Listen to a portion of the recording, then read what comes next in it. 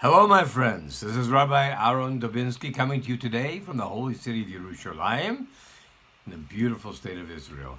Been quite an exciting week here. We've had 300 rockets fired into our civilian population. I think to myself, it's amazing. There are so many out there talking about human rights, human freedoms, taking advantage of people, etc., etc. They're so outraged when this doesn't happen. I'm still waiting. It's been 2 days since this has been going on, 3 days since it's been going on. I'm waiting for the outrage. I'm waiting for the righteous indignation. I'm waiting for all these liberal lefties who are so concerned with human rights to say shooting 300 rockets into a civilian population is despicable. Absolutely despicable. For those of you in America and those of you in Europe who appreciate giving money to the people who live in the Gaza area, thank you very much. This is what they use it for. They use it to attack us. Not very nice. Anyway, now that I've gotten that out of the way, I want to talk to you about something that I meant to talk to you about last week, but I didn't have the chance. But it comes up again this week. Last week's Parsha, Torah Parsha, was Lech Lecha. I don't want to go into the Parsha. I just want to go into those two words. Lech Lecha, which is sometimes translated as go for you, go to you, you go. I want to take the translation I think is most applicable because I think it applies to what we do. If you have been with me for a while, for the last several years, you know that I started doing these shiurim on the basis of, are you sick and tired of being sick and tired? And a lot of people said, yeah, I am. And I told you, there's a cure. And every shiur I give is designed to help you take another piece of the puzzle, put it together so that you know what to do in your life, so you're not sick and tired of being sick and tired, so that you feel happy and fulfilled, that you feel love every day, that you feel like you are in the world you're supposed to be in. Now, Lech Lecha, I would choose a definition I think is most appropriate, is Lech Lecha, go to you. Go to you. How can I go to myself? I'm here. Where? How can I come to here? That's not what it means. It means go to you. In other words, fulfill your potential. Be who you're supposed to be. Go to the you who you are supposed to be. In this particular case, it was Avraham Avinu, who was leaving his home, his family, his father's house. Sounds like a very depressing thing, although you have to remember he was 75 years old when he did this. And it was time for him to move on. He had to go to himself. He was already giving lessons where he was, but it was a small town atmosphere. He didn't get the hold of too many people. He didn't get the word spread as widely as he could have. So Hashem took him to a new place and said, I'll tell you when you get there. And he got to Canaan. He said, this is the place. And Avraham said, thank you very much. There's no food here. There's a great famine on here. What am I going to do? Well, the answer to the question was he was to move on. He went to Mitzrayim, and that's where he got a lot of his money because he became friends with the Paro, who had an interest in his wife, who he said was his sister. Not really a lie, and I'm not going to get into why it wasn't, but it was a kind of a half-truth. And because of that, he was given lots of gold and silver and flocks. So he became a wealthy man overnight, literally. And when he left, he took everything he got with him. Okay, that's how he became wealthy. But that also was not what he was going to. He was going to a place where he could have an opportunity to interact with more people, to do more of telling of what Hashem was, that he was one God. There were not several gods. There were not different gods for the lightning and different gods for the rain, different gods for the soil and different gods. There was one God. He was in charge of everything. And it was Avraham Avinu's job to get this word out as fast as possible to as many as possible. He was to go to himself. That was himself. That was what he was supposed to do. Now, that was him. What's yourself? What are you supposed to be doing that you're not doing?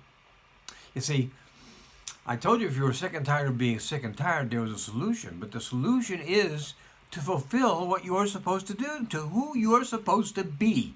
You are supposed to be doing something. I told you a long time ago, if you're on this planet, you are here because Hashem knew at the moment he brought you into this world that there was nobody here, nobody out of 7.5 billion people Nobody could do what you could do.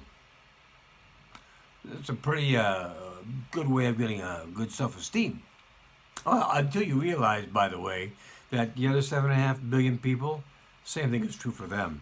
They wouldn't be here if there wasn't something that they had to do that nobody else could do in their place. So, now that you know you're unique, now that you know you're here for a purpose, you need to seek out that purpose. If you haven't done that yet, then you haven't done what I've been telling you. Torah is a template. It tells you step by step by step how to live your life. It started with Adam Rishon. It went to Noah. From Noah to Aharon, and it's going to move on from Abraham to his children, Yitzhak and Yaakov, and then it's going to go to Moshe Rabbeinu and Yahushua, and it keeps on going and going and going and going. But one thing you'll find in common with all of them, they all had a purpose. And they all knew what their purpose was. Adam's purpose was to till the soil, to pru. He was there to procreate, to make more people running around on the face of the earth. Noah, his purpose was to build an ark and save 2 of every kind of animal, and that was his purpose. Aharon had his purpose, which was to proselytize, to go out and tell people that he knew better that stone idols and wooden idols and metal idols were not gods. They were just idols. They were just creations of man. And instead of as our Torah teaches, God creating man in his image, these people were in fact creating God in their image. So it was his job. It was his job to get the word out. And he did it. He did a really good job. He used to sit in a tent waiting for people to come from any direction that he could invite in, feed them, give them to drink, and tell them what he knew. One God. He had a purpose. That was his purpose. So now that you know what their purposes are, what's your purpose? Oh, you don't know. Oh, well, perhaps it would be a good idea to sit down and think about it. I told you about Hitbodedut. You should, every day, you should do an hour of Hitbodedut if you can. One 20-minute section on gratitude. Hashem, I am so appreciative for all that you give me, my good health, my family, my children, and on and on and on. You could do easily an hour on that part every day, but just 20 minutes. Another 20 minutes on Teshuvah. Please forgive me the things that I've done wrong. I know that there are so many of them. I can hardly enumerate them. I know I've done this. I know I've done that. I know I've done this. I know I didn't do that. I know I didn't do that. I might have done this. I might not have done exactly as I should have. Again, you could go on forever and ever on this. But it's not your job to beat yourself up. You just want to be aware of where you need improvement in your life. Let Hashem know that you know this and that you're working on it. It's a very simple process. I've done something wrong. Please forgive me. I apologize. I'm going to try to do better afterwards, and then try to do better afterwards. Then you've done your part. I've always told you, at the end of the day, if you sit on the edge of your bed and you recount the day's things that you've done, and you can say to yourself, honestly, you know, I did better today than I did yesterday. Well, my friend, you've done your job.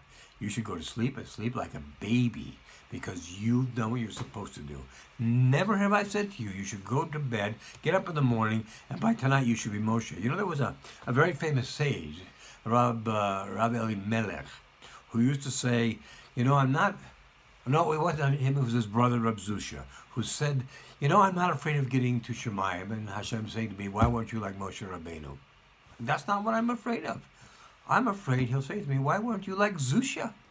Why weren't you who you were supposed to be? And I'll ask you all that same exact question. Why aren't you who you are supposed to be? Why are you not at least working on it? You don't have to be that person today, tomorrow, next week, but you do need to work towards that purpose. You do need to get closer to it. You need to find your purpose, take that purpose, implement it, and become the person you're supposed to be. By doing that, you will indeed live a life of love, joy, and fulfillment. And you will not live a life where you are sick and tired of being sick and tired. My friends, have a great Shabbos. Get on the program. Start being who you're supposed to be and start living the life you're supposed to live.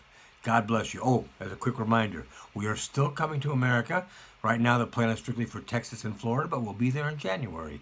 If you're interested in having us come to your city, or you're interested in coming where we are, send me an email. My email is newlife, NEWLIFE, 181818 at AOL.com. Be well, my friends. All the best. God bless.